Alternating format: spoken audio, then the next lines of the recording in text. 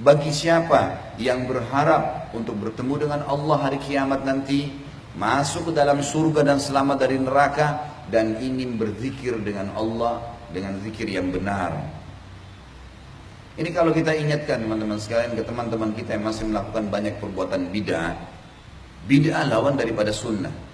Gak apa-apa, ini kan baik. Saudaraku, Rasulullah SAW, kiaimu, gurumu, suri tauladanmu, utusan Allah pencipta langit dan bumi tidak lakukan. Kamu bilang tidak apa-apa? Ini gimana caranya? Kalau begitu berarti guru kamu lain. Karena semua muslim dari suku manapun harus gurunya satu orang saja. Nabi Muhammad SAW. Lalu kenapa harus ada perselisihan? Kadang-kadang dibumbuhi lagi dengan hadis-hadis palsu. Ikhtilaf ummati rahmah. Perselisihan umatku adalah rahmat. Ini dusta. Gak pernah ada hadisin dari Nabi SAW. Masa Nabi suruh kita berselisih? Sementara dalam hadis yang lain sahih riwayat Bukhari, riwayat Muslim, hadis sahih kata Nabi SAW, orang mukmin seperti tanaman yang saling merapat satu sama yang lain. Orang mukmin seperti satu jasad. Kalau luka sedikit maka seluruh tubuhnya demam. Hadis yang sahih mendukung kita untuk bersatu. Hadis yang palsu menyuruh berselisih. Mana yang harus diikutin? Ini enggak apa-apa. Berselisih pendapat enggak masalah. Subhanallah. Wahyu jelas. Apa kata Nabi SAW waktu beliau sebelum meninggal? Taraktu fikum amran ma in tamassaktum bihima lan tadillu abada. Kitabullah wa sunnati. Saya akan meninggal nih, kata Nabi SAW. Saya tinggalkan buat kalian dua pedoman utama. Kalau kalian berpegang teguh pada keduanya, kalian tidak akan pernah sesat. Kata ulama, sesat, berselisih, menyimpang, saling musuh-memusuhi, tidak akan pernah terjadi. Kalau kalian berpegang pada itu. Kata Nabi SAW, Kitabullah wa sunnati. Ikuti Al-Quran dan sunnahku. Lalu hadis yang sahih yang jelas sekali. Kata Nabi SAW, Yahudi terpecah menjadi 71 golongan. Hati-hati, nanti akan ribut tuh mereka. Nasrani juga 72 golongan. Sayangnya, kalian juga akan terpecah menjadi 73 golongan. Lebih banyak lagi. Kalau kata Nabi SAW, yang 73 itu, yang Yahudi Nasrani sudah pasti masuk neraka. Yang 73 pun dari kalian akan masuk neraka semua tuh. Masuk neraka dulu, nanti baru masuk surga. Tapi masuk neraka dulu. Kecuali satu, kata Nabi SAW. Ada satu yang masuk surga tanpa hisab. Para sahabat penasaran, ya Rasulullah, siapa yang satu tuh? Kata Nabi SAW, makana ana alaihi wa ashabi. Orang yang mengikuti ajaranku dan sahabat-sahabatku. Kembali ke mereka. Al-Quran turun kepada siapa? Nabi Muhammad SAW. Nabi Muhammad ajarkan kepada siapa? Sahabat Nabi. Selesai. Ini konsep kita. Sekarang umat Islam nggak mau tahu. Oh itu zaman Nabi dan sahabat sudah kuno dulu. Tinggalin aja. Subhanallah. Kalau begitu Anda mau belajar wahyu dari mana? Kalau mau buat ajaran silakan. Muncul Ahmadiyah, muncul liberal, muncul ini. Semuanya dasarnya penolakan terhadap landasan awal agama. Sudah jelas. Mau jaluri silakan. Nabi SAW sudah ingatkan. Ini bukan perkataan saya. Semuanya masuk neraka tuh. Kecuali satu. Yang berpegang pada apa yang saya ajarkan. Dan sahabat-sahabat saya. Sudah cukup. Pelajari dari Nabi SAW. Bagaimana pendapat sahabat, kembangin. Udah. Itu saja. Sekarang banyak orang subhanallah lebih pintar daripada Nabi Muhammad SAW. Kenapa saya bilang begini? Ada sebuah buku saya tulis. Judulnya Kiaiku Muhammad, Kiai Anda siapa? Untuk meluruskan banyak pemahaman.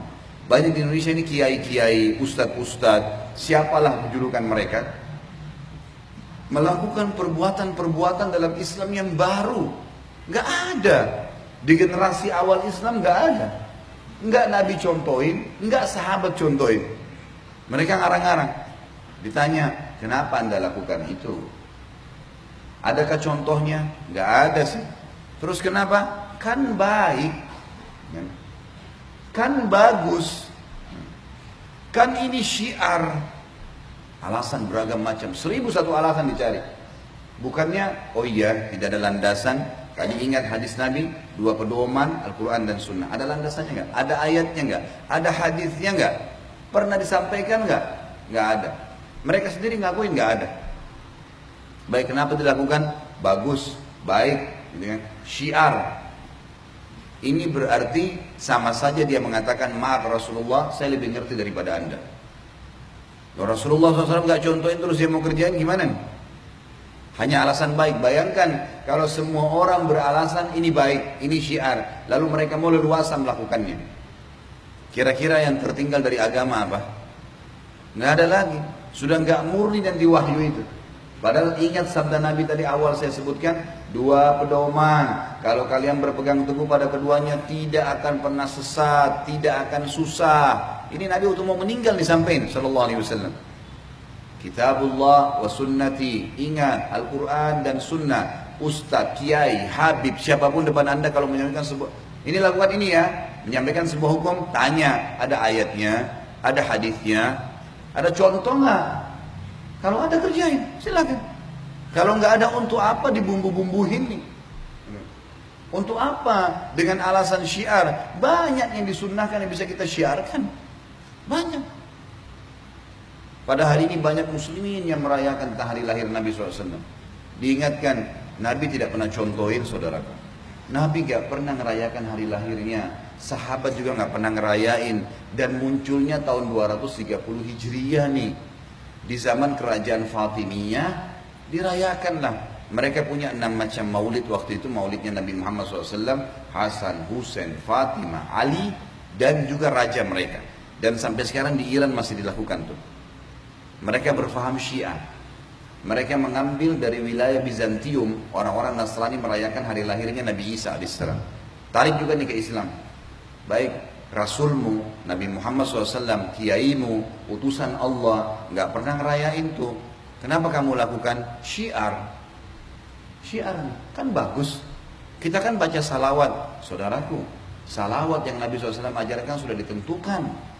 Bentuknya, kapan dibaca misalnya habis azan, gitu kan?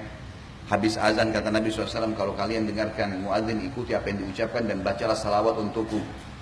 Kalau kita baca, begitu ingin membaca doa, membaca bismillah, alhamdulillah, wassalatu wassalamu ala rasulillah, menutup doa, masuk masjid, keluar masjid, ada tempat-tempat yang sudah ditentukan. Pada hari Jumat disuruh perbanyak, sudah ada, syiarkan tuh. Yang sudah Rasulullah SAW ajarin, syiarkan, silakan. Jangan syiarkan sesuatu yang anda karang-karang nih. Kadang-kadang kalau diingatin tersinggung. Nih, Wahabi nih. Ini aliran sesat nih. Subhanallah. Dikatakan kembali kepada Rasulullah, kalian mengatakan ini sesat, ini garis keras. Kita sedang menjaga masjid nih, kita jaga bangunannya. Jangan ada yang coret ya. Ini panel listrik di sini, ini pencet. Ini ruangan khusus pengurus, jangan masuk ya. Ini sound system, jangan sembarangan orang yang pegang ya. Peraturan, datang rapi, sholat. Ada sesuatu yang kurang nyaman disampaikan pada panitia. Hanya gitu kok, untuk jaga kemurnian Islam. Semua ya, direntet dalam sejarah Nabi SAW dan para sahabat, terutama Khulafaur Rasyidin, masa kejayaan Islam berjaya pada saat itu. Karena berpegang pada Al-Quran dan sunnah Nabi Muhammad SAW. Apa beratnya teman-teman sekalian? Kalau anda berpegang pada sunnah Nabi, beratnya apa? Cukupkan dengan itu saja, nggak usah tambah-tambahin. Selesai. Kan bisa ya? Tapi orang-orang nggak mau, dibumbu-bumbuhin. Hadis yang lain, kata Nabi SAW, Alaikum bisunnati wa sunnatul khurafa'ur rasyidun al-mahdiyun min ba'di. Berpegang pada sunnah-sunnahku yang aku contoh-contohkan, dan sunnah khulafaur rasyidin Abu Bakar, Umar, Uthman, Ali radhiyallahu anhum ajma'in. Addu 'alaiha bin nawajid. Pegang teguh pada keduanya walaupun dengan gigi geraham kalian. Nabi SAW sudah tahu nih, nanti ada orang buat-buat nih yang tidak bertanggung jawab, suka ngarang-ngarang. Kata Nabi, berpegang teguh walaupun dengan gigi geraham kalian. Wa iyyakum wa muhdatsatil umur, dan hati-hati jangan tambah-tambah nih agama, gitu kan. Fa inna kulla muhdatsin bid'ah, semua yang ditambah-tambah itu perbuatan baru dalam agama. Wa bid'atin dhalalah, perbuatan baru pasti membawa pelakunya pada kekeliruan. Kenapa keliru? Kenapa sesat? Karena tidak ikutin panduan wahyu. Allah maunya A, B, C, D, kerjain ya. Tinggalkan Z ya, dan seterusnya. Ini nggak boleh. Baik, sudah ada jelas panduannya. Enggak, datangkan yang lain. Nggak bisa, nggak akan ketemu. Anda kerja di perusahaan, pimpinan perusahaan bilang, Senin pakai baju putih, Selasa pakai baju kuning, Rabu pakai baju hitam. Datang jam 7 pagi, keluar jam 5 sore. Ada pegawai datang, Senin pakai baju hitam. Rapi, tapi baju untuk hari Rabu tuh. Diingatin nggak mau gimana? Keluarin. Nggak diterima, nggak ada gaji, nggak ada pekerjaan. Bangkan dengan peraturan perusahaan. Itu baru peraturan perusahaan, apalagi peraturannya Rabbul Alamin, Tuhan alam semesta. Kenapa sih sekali lagi kalau kita berpegang pada sunnah Nabi SAW, cintai beliau dengan setulus-tulusnya, pertahankan agama ini apa adanya, kan cukup. Bapak Ibu sekalian, yang diperintahkan saja oleh Nabi SAW sudah luar biasa, padat. Ya. Kalau mau yang panjang pun ada yang panjang. Pas bangun azan subuh, ada namanya sunnatul fajr antara azan dan subuh. Kemudian ada sholat fajr. Kemudian ada sunnah Nabi SAW duduk sampai syuruk berzikir pagi. Syuruk ada sholat 2 rakaat, pahalanya sama dengan haji dan umrah, sempurna. Istirahat sebentar, ada duha. Dari 2 rakaat sampai 12 rakaat. Baik, setelahnya istirahat sebentar ada duhur. Qabliyah duhur 4, duhurnya 4, ba'diyah duhur 4. Sebentar istirahat, ada qabliyah asar 4, ada asar 4 rakaat, ada zikir sore.